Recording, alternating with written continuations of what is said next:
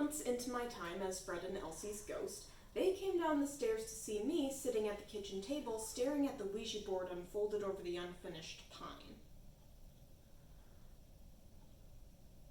I didn't mean to be staring at it when they came down the stairs. I snuck down after they'd gone to bed to skim through their leftovers, and I was just sitting there, waiting.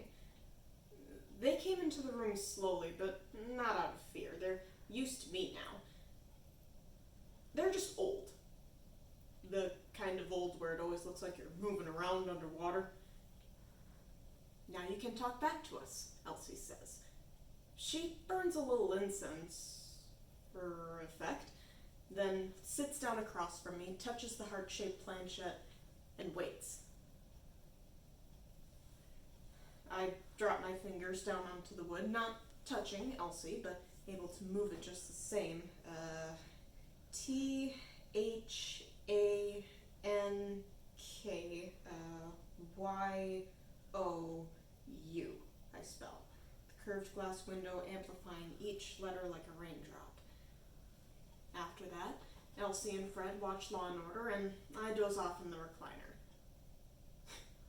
When the cops chase after the suspect, Elsie sits forward in her chair and hollers. I wake a little and watch her through my lashes, then drift off again. It feels so good to sleep in this house. No one's gonna hurt me here. I mean, common sense dictates you don't just go about touching ghosts.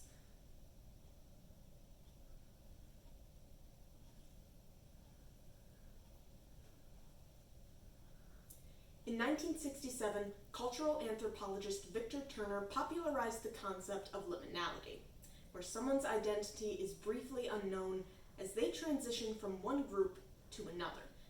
We see this in important stages in life, like when teenagers are figuring out how to stop being kids and start being adults. We also see this when people move to an entirely new career or lose a loved one. Finding a path to the new normal is unnerving and can lead many to wish to return to their previous identity. However, embracing uncertainty is the only way to make it through the transition. Sometimes we just can't know. Haunt by Carmen Maria Machado. I'm not actually a ghost.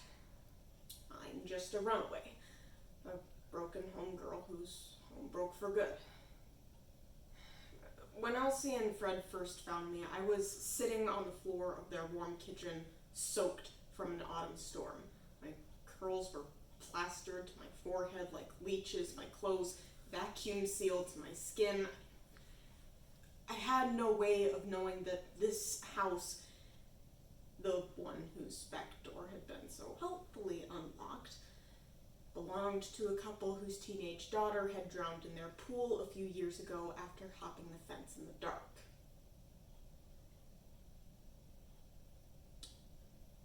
Teenager who looked just a bit like me. They drew their own conclusions. Okay, look, I would tell them I was real if I could. I'd run up to Elsie and say, I'm real, I have a name and a heartbeat, and I used to be afraid, but I'm not anymore because I'm here. But what if they call the police? What if they send me away, or worse, back? It's better for them to think I'm dead. Everyone else does anyways, and it's kind of nice to listen and observe and not have to talk to anyone. It's probably a good thing I don't believe in ghosts myself, otherwise this old house would seem really creepy. Elsie sings to me. I think she thinks it placates me, keeps me from doing, I don't know, whatever ghosts do to people they're mad at. For the first week, Elsie kept a vial of table salt with her, in case she had to fend me off, in case I had wicked intentions. But now the salt lives next to the pepper, and Elsie belts country music at me, All Night, Patsy Cline, Loretta Lynn, anything by Dolly Parton. They're retired now, but Elsie used to be a math teacher, and Fred an engineer. Sometimes they'll go out to the local bar for karaoke. On her way out, Elsie will sing back into the darkness, "We'll see you soon, sweet girl." They always return laughing. I can hear Elsie's voice even when she is blocks away, asking Fred if he remembers a moment from their shared past. Nowadays, they love the night. They love that the night has brought them back what they lost.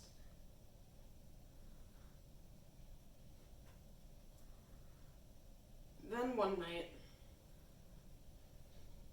Fred doesn't wake up. I can hear Elsie saying his name, and there's a moment when it changes. Her voice just sort of bends over like it's given up on something. I resist the urge to run, because ghosts never run. In the doorway, I can see Elsie sitting up in bed. Her hand is pressed flat to Fred's chest. She isn't crying, she's just holding her hand there. She sees me in the doorway. "Where is he?" she asks. I must look confused because she starts to gesture around the room wildly like she's shooing away a bee. And that's when I realize that she's referring to the world that I can see and she can't. The room inside this room where the dead live.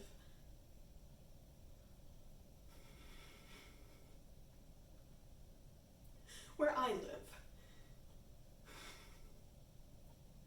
But he is nowhere except on the bed, not moving. Elsie kneels in front of me and I can smell her body, and it is human and confusing. She doesn't touch me, but her hands come so close. "Can you see him?" she asks. I back out of the doorway and run down the stairs, breaking my own rule. Elsie follows me slowly. In the kitchen, she sits down at the table, flips open the Ouija board, and says, "Please, talk to me. Tell me where he is." I don't want to. I want to run to the back door, throw it open into the midnight, and tear across the lawn and find somewhere else to be a teenage runaway. Somewhere less safe and kind. Somewhere less haunted. But then she'd know. She would know I was real, and soon she'd realize that I was...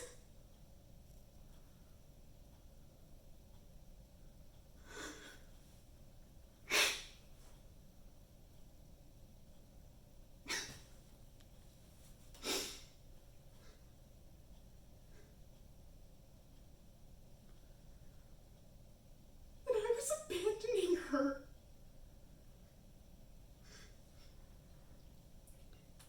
So I sit.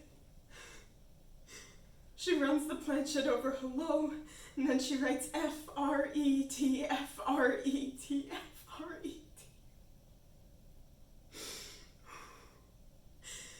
I place my fingers outside of hers and push. N-O-W-H-E-R-E, I spell.